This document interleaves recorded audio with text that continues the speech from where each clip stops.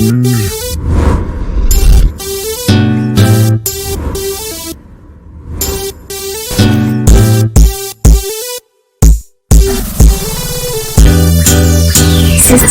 let's talk.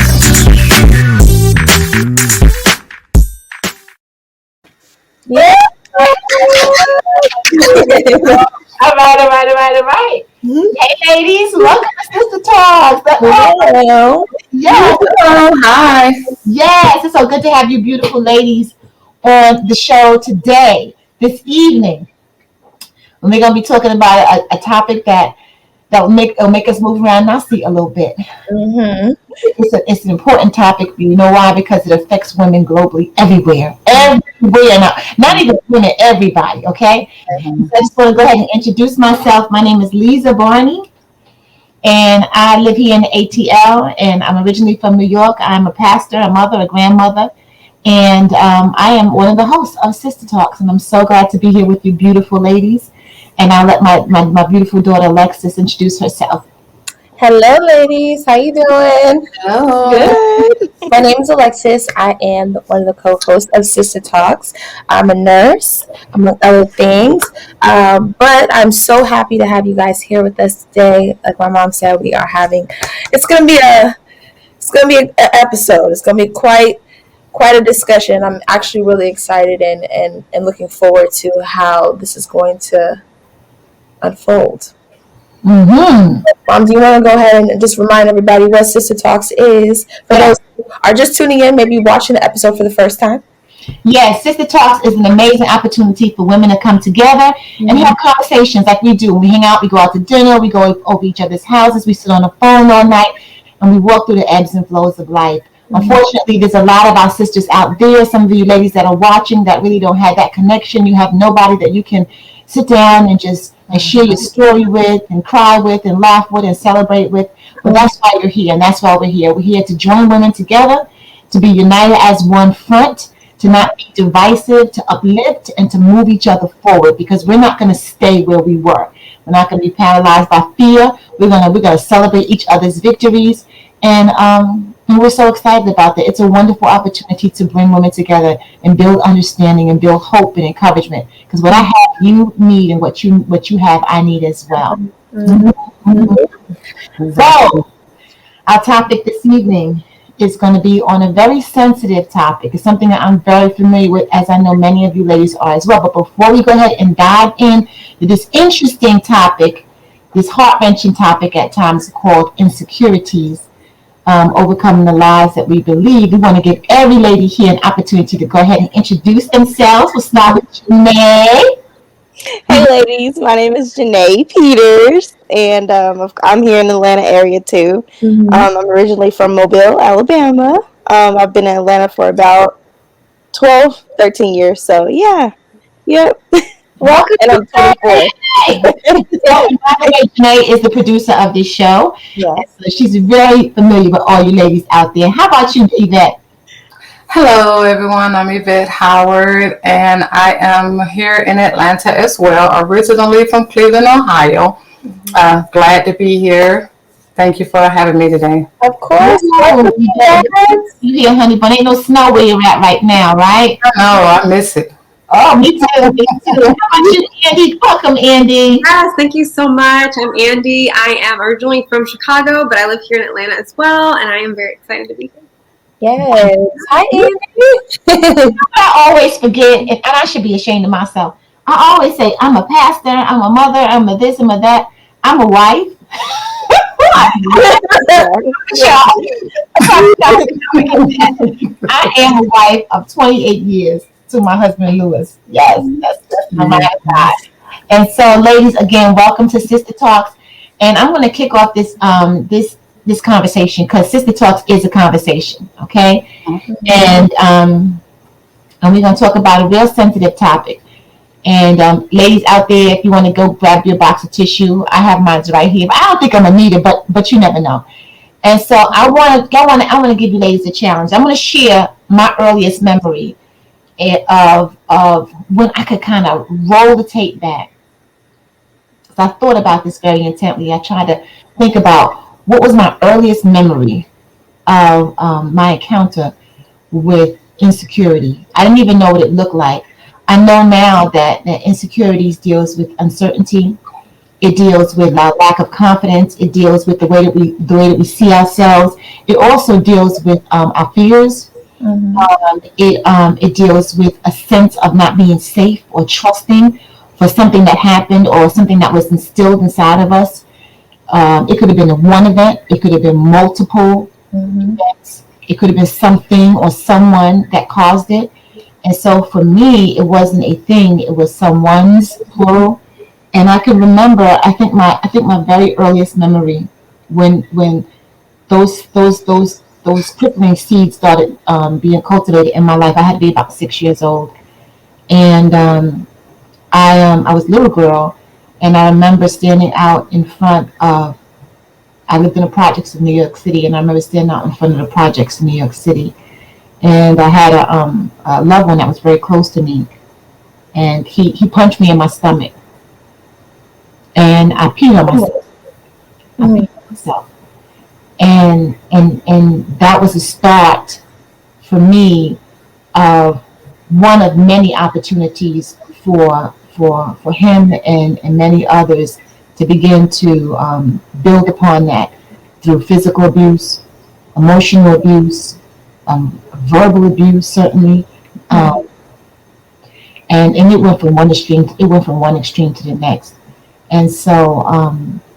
That's a really young age, and some little girls go through things that's much more traumatic than that. But I was trying to pinpoint, like, when did it start for me?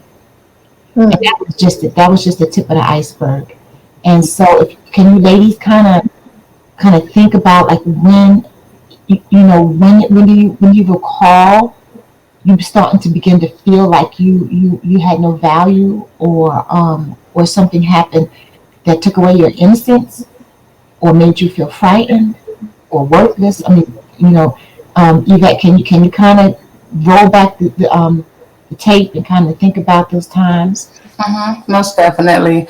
For myself, as with you, I think it goes way back to early childhood, and I think it was a thing of, it was at that point where I felt different, and the difference came from, as with you, Ms. Lisa, from family members. And so I kind of felt that everyone else around me was a little more important than I was. So at a very early age, like 7 years old, it was a thing of me wondering what was wrong with me.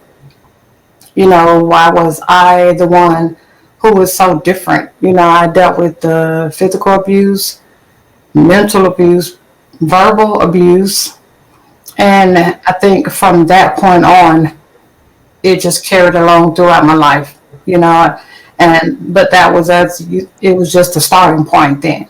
And I think I always say at that time I was introduced to insecurity at that early age, and as I grew older, it may have started at 7, but then as I grew older, then it was a thing of, why am I not pretty enough?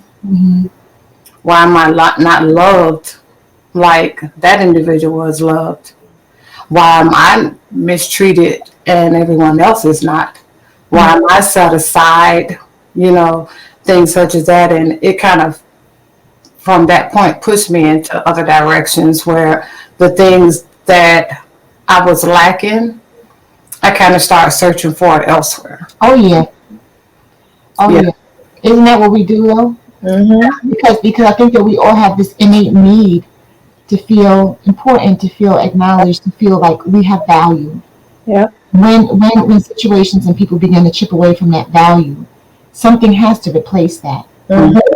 And when you're a little girl, you do things for attention and so forth, but that morphs into something very dark, very sinister and very, very harmful. And we are the primary recipients of that harm, even though, we don't know it at the time. In hindsight, we can look back and say, God, if I could go back and talk to that little girl, if I could just tell her how valuable she is, when nobody else was doing it. That's right. what a difference it could have made. Mhm. You know, Andy, talk to us about your earliest memories, sweetie.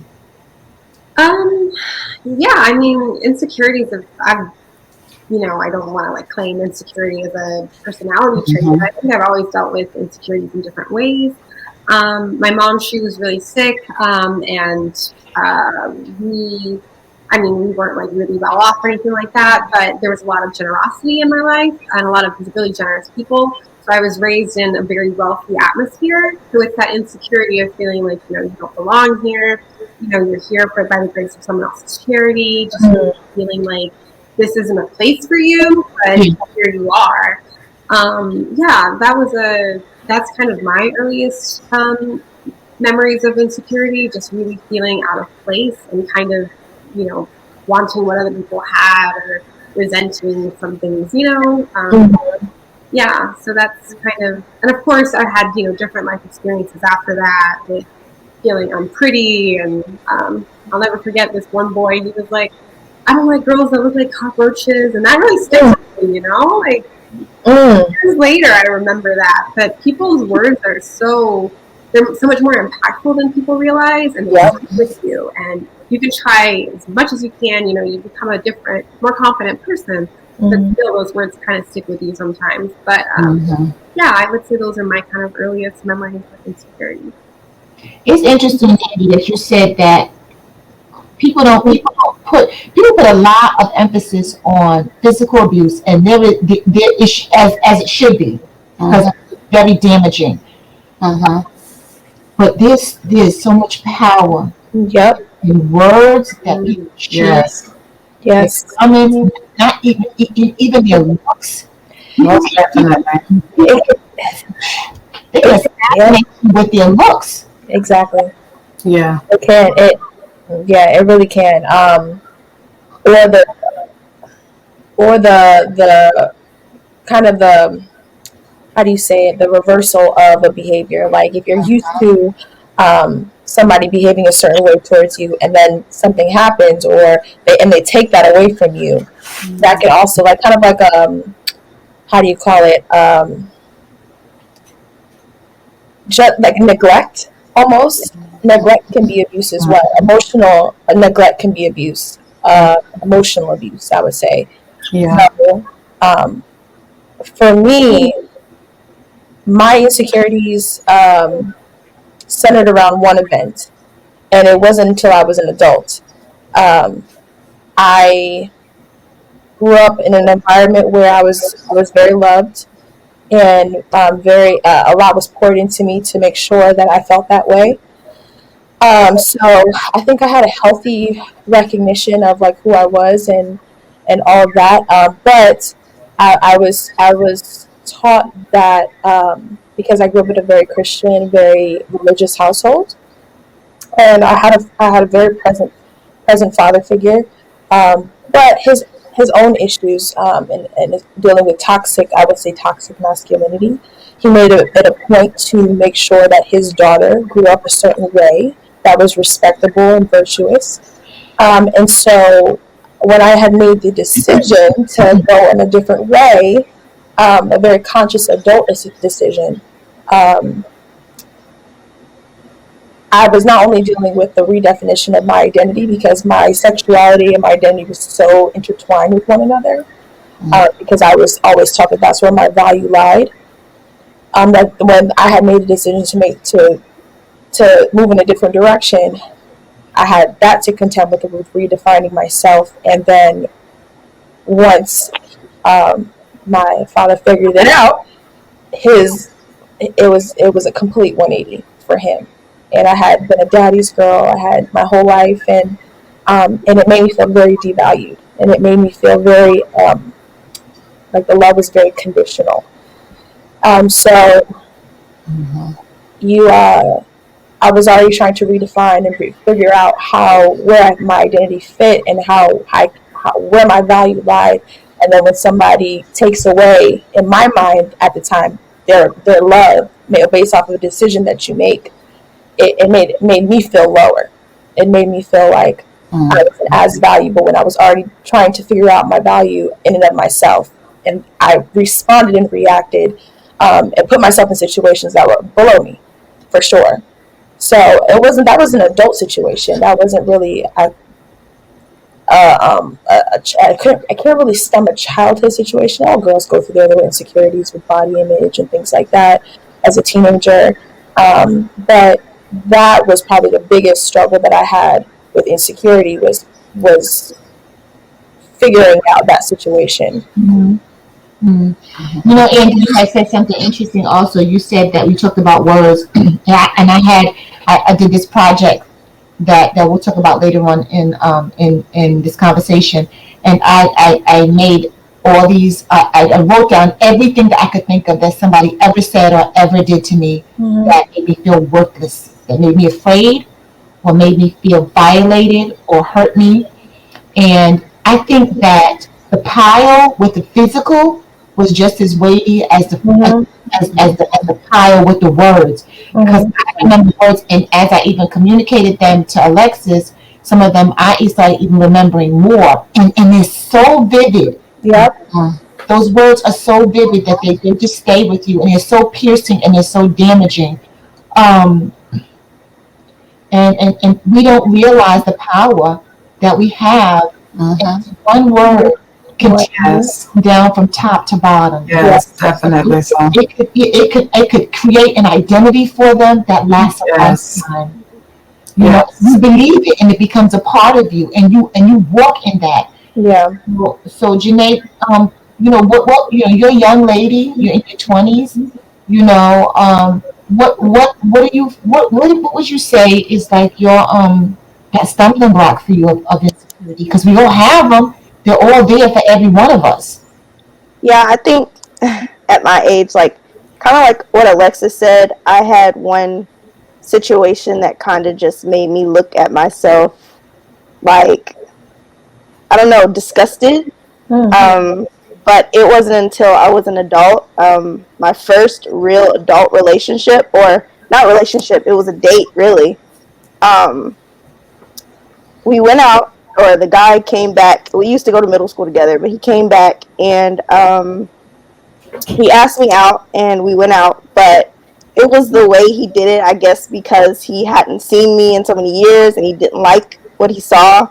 And so, you know, he did not speak. He did not talk to me. We went to the movies, and it was just like it was terrible. And I think it was the lack of words that really like tore me down. And I was just like, oh, am I that ugly? You know, or you know, do I, you know, disgust you that much or whatever? And I had already been dealing with different things because of my at-home situation. It wasn't the best. And I had put on weight after high school. So it was just like a lot of things that I was already dealing with. So I was very excited to have somebody like me, you know, and just want to go out. And I think that really like hurt my feelings a lot. And so I've been insecure about like my image and about like, you know, and it is hard because we live in a society when we see what you're supposed to look like online. Like, this is what you're supposed to look like. This is who you're supposed to date, you know, and all these different things. So it doesn't make it easier, you know, walking through this life. I don't know, dealing with the insecurity of body image or, you know, whatever. So yeah.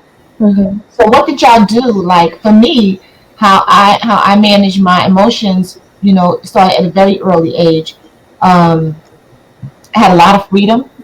My home was extremely, you know, dysfunctional. Although my mom was there, my father was present, but he wasn't with my mother, and it was just volatile at times in my household, and I didn't want to be there. So, and I had the freedom to leave and go do what I wanted to do, and I did. And so I was in the street, and how I handled it was, like you said, Yvette, just trying to find somebody that was going to try to put the pieces back together that people had chipped away on, and looking for it, you know, with boys, and being promiscuous at a very young age, and being out and using drugs and having sex and going from one person to the next person to the next person to the next person, because none of it lasts, you know. So you're always looking for something or someone Right. add to your quality of your personhood.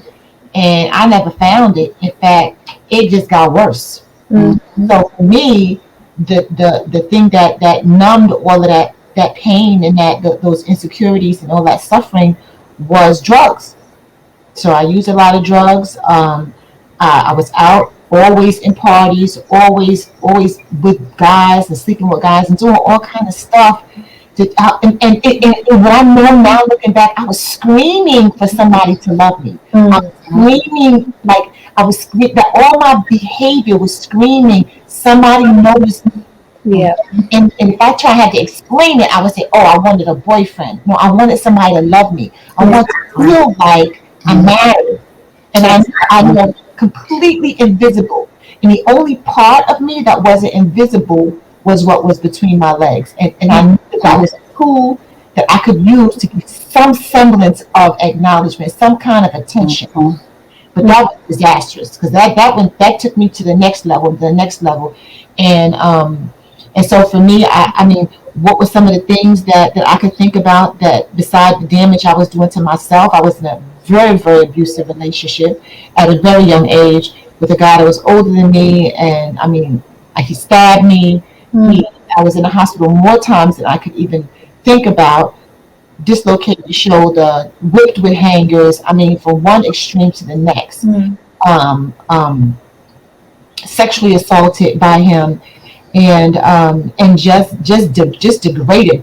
I mean, dragged through the street by my hair, thrown in trash. I could just name all the places and the situations that I found myself in, and this was all because somebody told a little girl in so many different ways that she did not matter. Right. And because I didn't matter, I walked in that. And so I allowed people to do things to me and say things to me. And I was afraid. I wasn't a fighter. I had fought because I had to, but I was afraid of everything. You know, and if oh God, if somebody it could have been one person that could have stopped and told me that I had something fighting for me, and there was no one. Right. There were people that I had friends, but they were living the same life. They were going through the same things.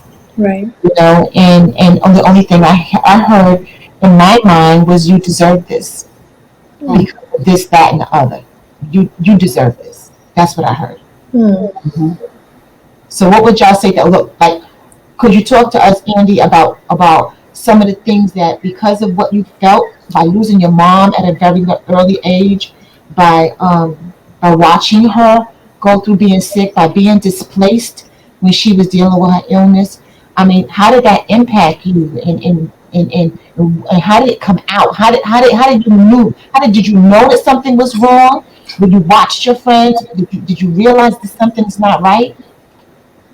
Well, for me, it was, like, I think clawing for a sense of normalcy, clawing for a sense of, and like Janae kind of was saying, you see these things and of like what perfection is supposed to look like. And I think that happened in so many different areas of life. Like, I saw what a normal family was supposed to look like. I saw what a normal this was supposed to look like, and knowing that is just not, that wasn't my reality. That, created some insecurities and just it manifested in, I think I'm shy by nature, but it manifested in kind of creating another persona, a persona that was more confident, a persona that was more likable, a persona that, and as those things kind of worked, it just made it a little more and more. So there's just this other Andy who's, out here, and she's everything that insecure Andy isn't. She's this, that,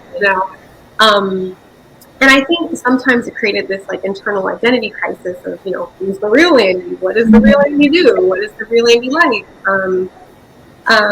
Yeah, and I think probably all of that just, but growing up and kind of just understanding who I am, kind of fighting insecurities and knowing like this is who you are, and it's okay to have insecurities. I think a lot of times we fight our insecurities so much, and I think for me, one thing that was so helpful is like, it's okay that this is something that you deal with. You just have to deal with it. Don't try and avoid it. I think that's important for me.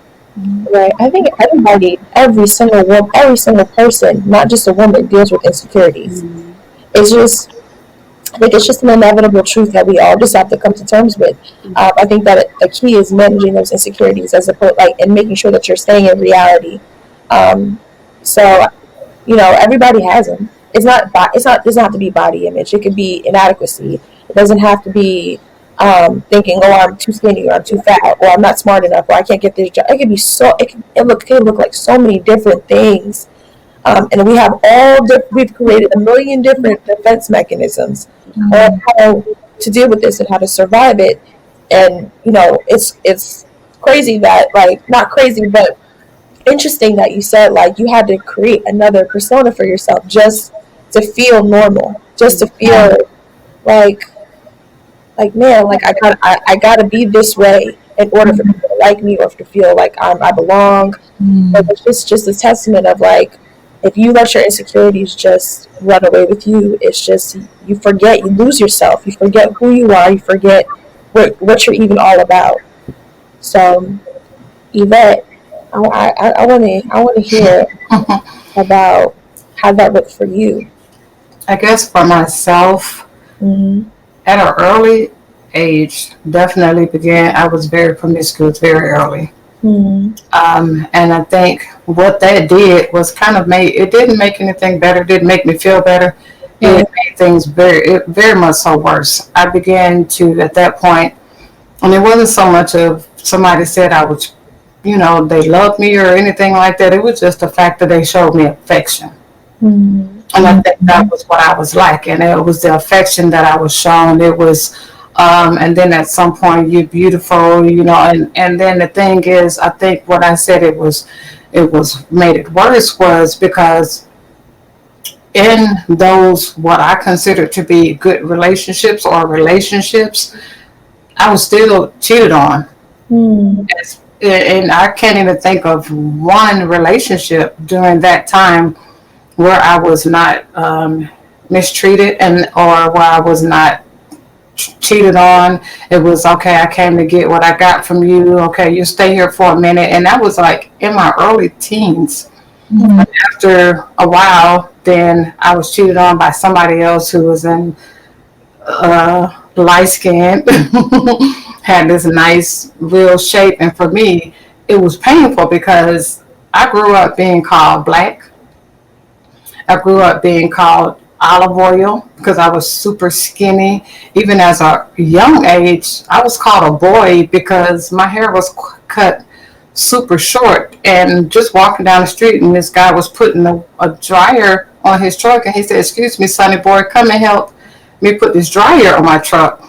Even that little word there crushed me to no end. So from that, what it did, it made me really feel like I really wasn't important at all. It felt like I wasn't enough. I wasn't cute enough. I wasn't light enough. I wasn't thick enough. And then I left home at 16. So I was out for some years on my own. And living here in Georgia with my family here in Georgia, I moved to Cleveland where my other family was. No structure, no anything. A lot of times staying from place to place. Even at one time, I didn't have nowhere to stay, so I found myself at the bus stop sleeping. But just going from place to place to place, and still at the same time, when I thought it was a good relationship, nope, it was not. It was still being mistreated. So all of that piled on to the insecurities and made me really start saying, well, really, what's wrong with myself? And on top of that, by leaving home so early was no education. So when I finally decided to do something different, I moved back home and was pregnant at 17. And that still wasn't healthy. And things slowed down. But at 19, I was in another relationship, which lasted 20-something years, which was so unhealthy. But I stayed because didn't think I could get better. Didn't think I was worth better. It was a point where I didn't think that I was worth anything else. And even so much so, even it piled on just with the words, I believe, for myself over the years. I went to the doctor right after having a child, and the doctor told me no one else was going to want you. What? Yeah, no one else will want you because you have 4 children, so you might as well just stay where you are. And even in that like crushed me. It pinpointed things and to explain to me about my physical appearance why nobody else would want me. So even that piled on for myself, and it was like, okay, even though you are not in love with this person anymore, even though you know this person does not benefit your life, you have beautiful children out of this relationship, but you don't belong here. Nevertheless, because of the insecurity that was on the inside of me, to think of, if I leave here, then where else am I going to go? Right. If I leave this relationship, who else is going to show me some attention? Isn't it interesting Yeah, how people and they blame you yeah, for your situation, and and we do that. We look at a situation, we look at a young girl, and we look at the decisions that she's made, and we criticize her, and we humiliate her, and we mock her as wasted, and we yeah. mock her story. And Exactly. no little girl, I was 24. yeah, no little girl grows up to want to be a prostitute. No little girl grows up to want to be a drug addict. No little girl says, I want to slide down a pole. I don't care what they say now. That came from somewhere. No little girl hates the color of her skin. That comes from somewhere. You know, and it just really sends me when I see people look, and I've been guilty of that. And I had to be reminded, remember where you came from. Remember, people said the same thing about you. Probably still saying some of the same things about you. I remember when. And that just burns me up that people will look at you and look at girls and are so critical of them, where they're at, how they and how the things that they're doing. And they're so fast, and they're so loose, and they're so this, and they're so that. Don't know her story. Right. Right. No, no one chooses to see value in women. They choose to always see the worst. Yeah. Exactly. And belittle women every chance they can get. Is an opportunity. Oh yeah. One flaw, and even in certain situations, well, you some people look at women and say, well, they deserve that. Yes. They deserve it. And I love. Why didn't you leave? How could you let that happen? What's wrong with you that you would stay and endure that? Right. You don't even really have an answer for that. When you're that broken, you don't even know why you stayed. Like you said, Yvette, you just figure out this is probably as good as it's going to get. Exactly. And at least I have something, right? Something that I could say is mine and really isn't yours, but because it's so dysfunctional. But you've been living like that your whole life. That's all we know. You know? Exactly. So, Andy, I met you. You was a beautiful, beautiful teenage girl, young little girl, fresh out of Chicago. Oh man, Yeah, here in a foreign land. very foreign. Very foreign. Talk about that. Oh, what about it? What about it? You came here and it's like you was transported to another planet. Yeah, I was. When my mom died, I didn't. I never met my dad. So I met my dad like 2 days after my mom died, and so I lived in Chicago for a little bit. That wasn't a great situation after my mom died. So then I moved down here, and I mean, it's Chicago and Atlanta. They're two very different cultures, very different things. It's two. And I grew up in a very white neighborhood, so why do you talk that way? Why do you do this? Why do you do that? You have no butt. Just continued that sense of not belonging, and yeah, just caused a little bit of an identity crisis on its own. But I I had a great community of people. Yes, thank y'all.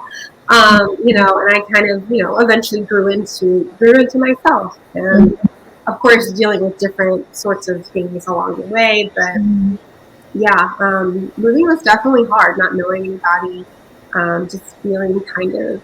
I think that's the theme of my life in a lot of ways, is just feeling different, and learning how to embrace that. Mm-hmm. rather than let it scare me, or rather than let it, make me feel alone. Mm-hmm. Trying to feel that comfort within myself. Right. I One think thing, go ahead, Lex.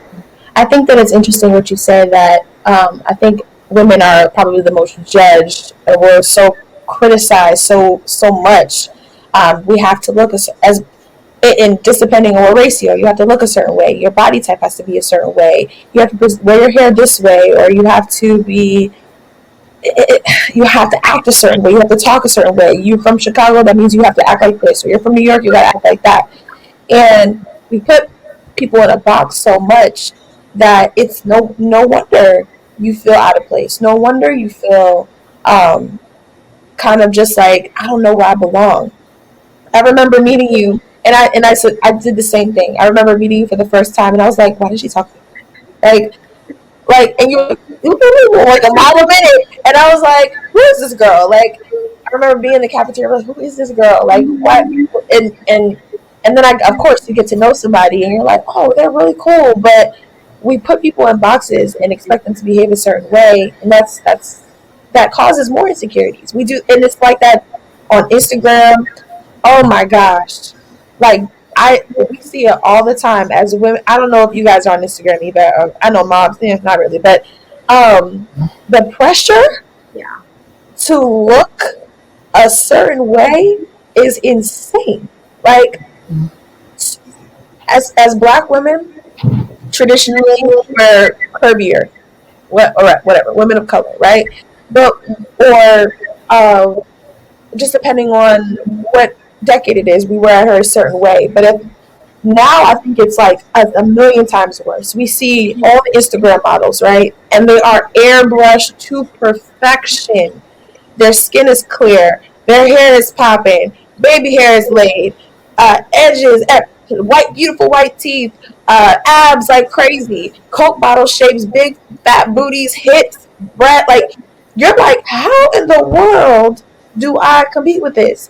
And you know what made me realize that is, it's a facade, but like what really brought it home to me was I remember for my 30th birthday, I went to a spa. I went to a nude spa, and I felt like it was an opportunity just to be a little bit liberated. I'm around other beautiful women. We're all just going to relax.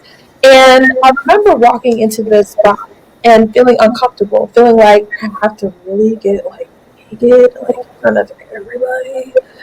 And it made me feel very uncomfortable at first. And then I was like, okay, let's just do this. Let's just do this. And I got naked and I walked into the sauna. And what I saw were women of all shapes and sizes and like owning it. Boobs small, boobs big, thighs this way, butts that way. And I was like, and it gave me a very clear picture of what womanhood is even about. Like, we are subscribed and we're made to believe that women are supposed to look one way, or black women are supposed to look one way, and that is completely false and untrue. And I was like, huh, this is what real women look like. What I see online, what I see on social media is not, that is a facade. And for anybody to try to fit into that mold, you're setting yourself up for disaster. Janae, I know you mentioned something about your weight and not feeling like you feel insecure about the fact that you gain a little weight after high school. As you get older, we all gain weight, right? But like going to that spa, and going and being around real women who were just unapologetically out there. I was like, this is what this is. This is reality, and it just really brought that home to me. But I know most of us deal with body image issues. Most of us see a stretch mark, a dimple, a little extra belly, a little extra arm, a little extra roll, and we're just like, oh my god, the world is over. Or we want more, we want less, or we want our hair to be a different texture. We want, it's just so much. It's just so much pressure. So, Janae, was that something that you had to? I know that's something you contended with, because I mean, it's everybody does. Absolutely. Absolutely. I think it's something that I'm learning how to get over, and learning how to disconnect from social media and disconnect from the things that I see, and like it's easy for me to appreciate another woman. Like, girl, you were rocking that. I'll see a plus size female in a minute. I'll be like, girl, you look good, you know. But being able to say that about myself, that's what I'm learning how to do. And it's okay if you don't have the Coke bottle body. It's okay if you don't look like, you know, what everyone is telling you, that this is beautiful. It's okay. You are beautiful. And so I think that that's what I'm learning how to do, like tell myself those, you know, affirmations and proclaim those things about myself, like I am beautiful. And even, you know, helping to raise my little sister up into understanding, like, hey, don't look at everybody else. Don't worry about that. I don't care what they say about you. You're beautiful, and I'm gonna help you walk through this. You know, because I let her see, like, look at me. Like, I don't appreciate myself right now, you know, but I will, you know. And so I don't want you to end up like this, you know. Doesn't matter what happens, you know. So yeah, you know, I agree with that. I agree with that. Talk, but let me spin it to another point. Let me spin it to another direction. When you want to feel like that about yourself, when you want to have, when you look at yourself, and we're not only talking about body image, but that's a big deal for women. When you look at yourself and you're struggling, you're trying so hard to find a place where you can come to terms with accepting yourself. You're living in an environment where you're criticized constantly, where you're told that you're not attractive. You have women out there that are watching this episode right now that are in relationships with men, their husbands, that are telling them they're not beautiful. They're telling them they're fat and unattractive, or they're skinny and unattractive, or they don't have a butt, or they don't look like this one, or even from a sexual standpoint, they don't meet the mark. You know, they're vanilla, or they're prude, or they're ordinary, or they're missionary, or they're this, or they're that, and it's a constant barrage of feeling that I'm trying to define myself here. So many women deal with that. You know, I was sharing a comment with my daughter earlier that my father said to me that stuck with me to this day. He's in heaven, long gone. But he said something to me that was so damaging, and it wasn't a horrible criticism, but I just was like stuck. Like, why would he say that to me? Why would he say that to me? I couldn't believe it. And then it's a constant fight. Never mind. I mean, social media definitely. Like, we getting it from all over the angles. Yeah. When you walk into a situation where you're already defeated, where you already feel less than, when you already feel invisible, and you already feel like you have no value and no worth, and it's reinforced everywhere you go for years and years and years and years. How do we find the strength to look at ourselves and say, come on, girl, you're more than this, when all you hear is that you're not in your relationship that you're supposed to value? Can anyone speak into that? Yvette, I know you can. I think for myself, like now, I'm in a relationship with my best friend. I married my best friend. Literally have known him over 30 years. So he'd known my downfalls, my everything. He's familiar with all of that. But even in the midst of all of that, he may say, you're beautiful, you're this, you're that. It may be times where I take my makeup off of my face and it's what I look like to me. Yeah. I take the makeup off, I see the bumps, I look at my mouth and see my teeth. I don't need it because it was said so many years that now I don't need anybody else to say you look this way, because I've already embraced that myself. So he can say you're beautiful, you're awesome, and other people can say, girl, you look nice, or whatever, you keep yourself up. But at the end of the day, when I'm at home, the ponytail comes off, the hair comes down, I'm looking in the mirror, it's me. So what I did was I decided, you went over 40 years of your life accepting what other people have said about you.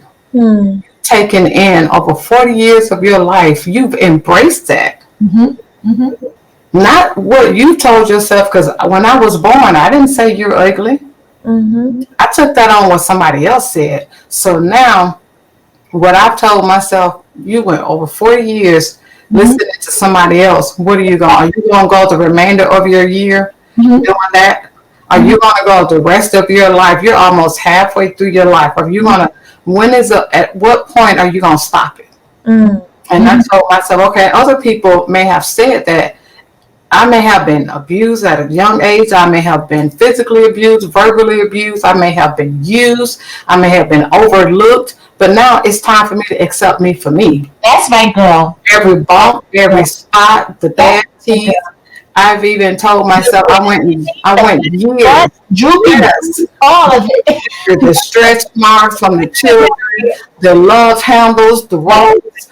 That's right. At some point, I think, even though we have all dealt with insecurities, we have all had people to speak negative things in our life. But at some point in time, you just have to really make up in your mind, am I going to go the rest of my life being this unhappy with somebody that I have to live with the rest of my life? I have to live with myself forever. That's right. I don't have to live with it. You know, people come and go in your life. But when people come and go, when you go back home to yourself, it's still you and yourself. You. That's right. That's So at some point, I had to, and is it an easy walk? No. Yeah. It's not easy, because it's going to be times when you look up and you're like, oh man, oh my goodness, I've been working out and I still got these 3 rows here. And you may see yourself and you may start feeling a certain way about yourself. But what I've started doing is saying, don't do that. That's right. It may be times where you have to talk your and I know growing up, I was very good at talking my way out of stuff. If I knew I was getting ready to get a whooping for something, I would surely talk my way out of it. And I thought about this morning, and I said, I was talked into insecurity. I was talked into low self-esteem, but I'm going to talk my way out of it.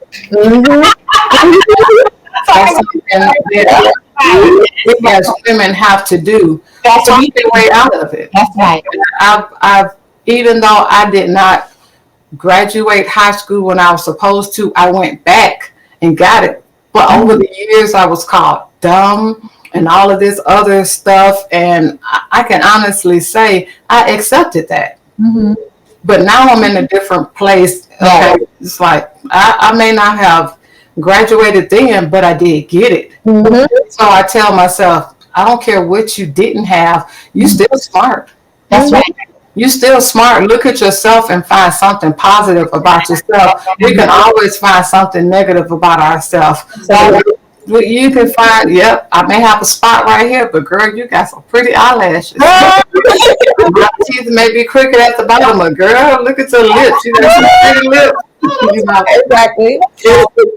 And that's right. It's not every day, but when I find myself getting really down and low, I pick myself up out of there. No, you can't stay here forever. That's right. Because what I'm doing, I'm destroying my own self. Now I'm not letting anybody else destroy me. That's right. I'm destroying myself. Everybody else has done enough, and now other people are not even doing it. I'm doing it to myself. Right. And we have to determine that it's going to stop. Exactly. This is what I did this morning that I want to share with you ladies. I did this for myself. Check it out. Insecurities are the terrible things that people have said and have done to us and against us. It are the fears. It's the fears that we carry throughout our life. It paralyzes us. It defines us. It shapes our relationships with others. And it poisons our soul. And it causes us to feel so bad about ourselves, so insignificant and invisible.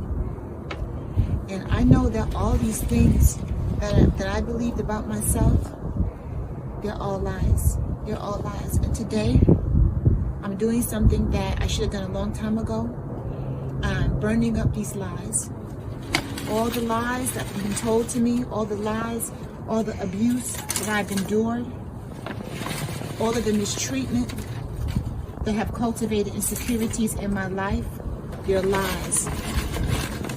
All of the ways that people made me feel invisible, all the ways that people made me feel worthless, all the ways that people made me feel unloved and hated, frightened me, all the ways I felt about myself, all the lies I told about myself and I believed, I'm burning them up. They're no longer a part of my story. They are no longer attached to my identity. They are no longer who I am, because I am who God says that I am. It's done. It's finished. I'm a child of God. Yeah. That's right. Love it. Right. I was like, that's it. I'm done. I'm done. Exactly. That I did just what you said, Yvette. I said, no, I'm gonna write this script now. I'm gonna reverse this mindset. Exactly. That's what we have to do. Mm-hmm. It takes courage, y'all. It takes courage. It does. It takes faith. It just we have to, if we don't do it for ourselves, we can't expect nobody else to do it for us. Exactly. That's right. Exactly. That's right.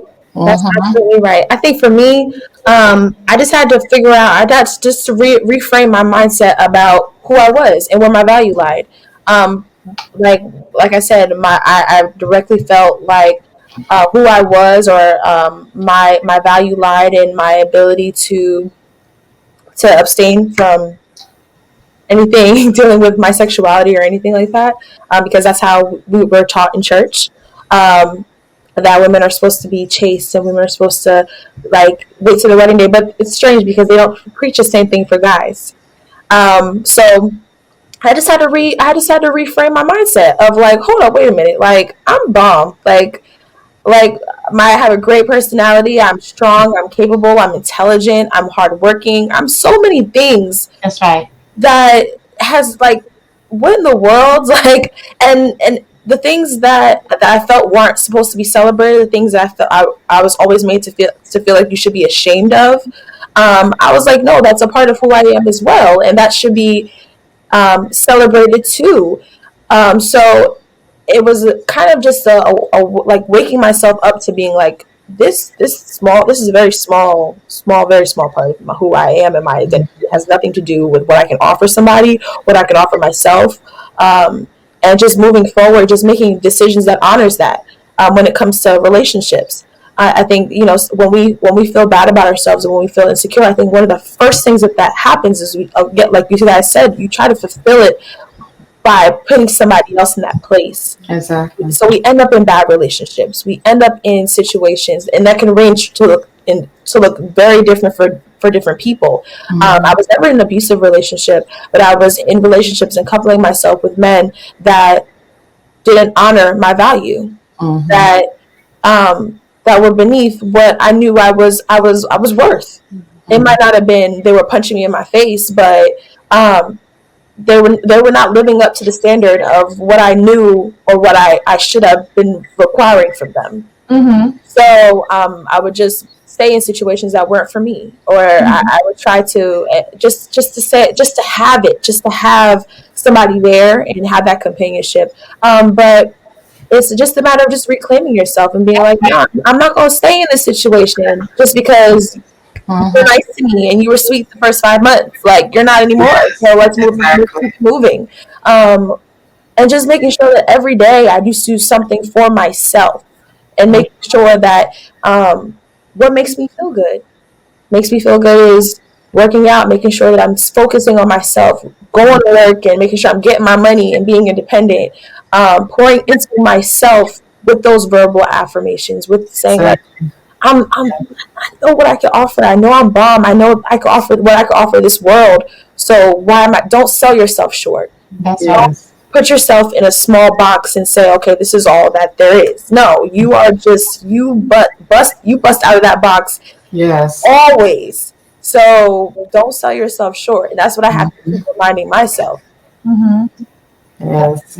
That's really Exactly. good. Okay, so what's next, ladies? Because for me, I feel like this. Y'all know I'm a pastor. I'm gonna put my little pastor hat on right now, and I feel like this. If God says I'm a masterpiece and I am wonderful and fearfully made and just totally out there amazing, I ain't arguing with God. Exactly. That's what it is. Exactly. So I have the pen in my hand, and I'm allowing Him to lead my hand, and I'm gonna write my own script. Exactly. I don't care what nobody says. I'm gonna wear my bathing suits. Yes. I'm gonna walk around naked. I'm gonna live my life, the only life that I have, Right. just loving myself. Because I done lived 50 years not loving myself, and Yes. no more, Mm. no more. Talk to me about what's next for you, ladies. These beautiful ladies. I think Andriana, talk to us, girl. Oh, what's next for me? Yes, girl. Beautiful girl. Oh man, yeah, just radical self-acceptance. Like Mhm. that's, yeah, I think that's been a thing that I've really repelled my whole life. Really, and just trying to just accept who I am. My own mind. So very recently, I found out I have bipolar disorder. Mm. And so my own mind fights itself, and so external people and what they say that shouldn't be, my own mind fights itself. I should not even care what other people say. Mhm. So accepting myself and accepting who I am and accepting all parts of me, that has been just, yeah, life changing. And Mm. it creates a whole new, yeah. So that's me. That's what's next for me. Self acceptance. That's a good girl. Yeah. That's a good girl. Nene, what's on the map for you, girl? Your beautiful fine self. I would have to agree with Andy. I think, it's more of like a self acceptance, or, just like loving who I am and not having to rely on a guy to tell me that, or, look out for a guy to like me or whatever, like just being happy with me, and knowing that I have people around me who love me for me, and who aren't worried about, what I look like, or, Mm-hmm. or they care about how I feel, so they're going to be there to listen to me and comfort me Yeah, and help me through those things, so that's yeah, that's good, girl. You really pulling your little sister behind you. yes, absolutely. I would see. We That's have what it's all to. about. That's what it's all about. We have to. Yvette, you got an amazing husband, and I know he's not Yes. the one that he adds value, but he's not the one that determines your value. Mm-mm. So just tell us what's next for Yvette. I think what's next for me is just to continue to love me for me, Mm-hmm. continue to love all of this that I see every day. That's right. That's it. And just believe in myself. Mm-hmm. For so many years I doubted me. Yeah. I doubted who I am. I doubted what my abilities were, and I doubted my place in life, my reasonings for life, and just to pretty much believe in who I am. Mm-hmm. And then I think the main thing is to believe that I do have purpose. Mm-hmm. Because for so long I felt like I wasn't worth nothing Mm-hmm. and that I didn't have any value. So now it's just a thing of not just telling myself, because I could say it all day long, but to believe it that I have value and I am important. When I look at myself, I see an important, beautiful woman. That's right. Mm-hmm. Mm-hmm. I see that too, girl. That's amazing. That's amazing. Well, ladies, you know what? This has been a wonderful opportunity. Yes. I know that there's women out there, young girls out there that's watching this and saying, "Gosh, she knows how I feel." That's exactly what I've gone through. And some women have gone through trauma that we Yes. can't even imagine. Yep. Mm-hmm. But I think that the common theme for us, the common thread, despite where we find ourselves on that timeline of insecurity, is that we have determined that we are going to love ourselves. Mm-hmm. One tent that we get to walk around in. We're not going to criticize ourselves. We're not going to look for what's wrong, because we all have flaws, Right. whether it's on the inside or whether it's on the outside. Yes. We're just determined to just live our best life and love the skin that we're in. Exactly. And look in the mirror and say, "Girl, you get it, girl, because Yes. you got great value, and Yes. you got this." I have this little thing on my desk, and it says, "You got this," and I have to remind myself of every single day. And when I start to feel some kind of way, like y'all talked about, you got this, girl. Yes. And no turning back for us. We moving forward, Ma'am, no turning back. and no time to waste, right? Yes. People with empty words. All right. Yes. Thank you so much for joining us, ladies. We love you, ladies, so much. Love you too. We look forward to even having you on another episode of Sister Talks, but I promise you it's not gonna be about insecurities. So ladies, make sure you go and encourage someone. Find a little sister, find a friend, make sure you're pouring into them, because it's always somebody that you're gonna run into that don't feel too good about themselves. And so we're here to reach back and pull our sister forward on the journey with us, right? Right. Exactly. Oh, thank you, ladies. See you soon. Thank you, everybody, for joining us. Bye. See you later. Love yourself, because you are totally worth it. Yes. Bye. Thank you for joining us on this episode of Sister Talks. We cannot begin to express the gratitude and appreciation for all of your love and all of your support that you've given us so far. If you've enjoyed this program, go ahead and subscribe to our YouTube page. And if you feel so inclined, you can go ahead and support this show by clicking on the link below and giving any gift that you decide. You can also follow us on Instagram and also on Facebook, Sister Talks, and also hashtag Sisters Let's Talk for anything that is linked to us. Like it and share it to all your friends, ladies. We love you and thank you, and we'll see you again soon. Thank you. Bye-bye. Bye.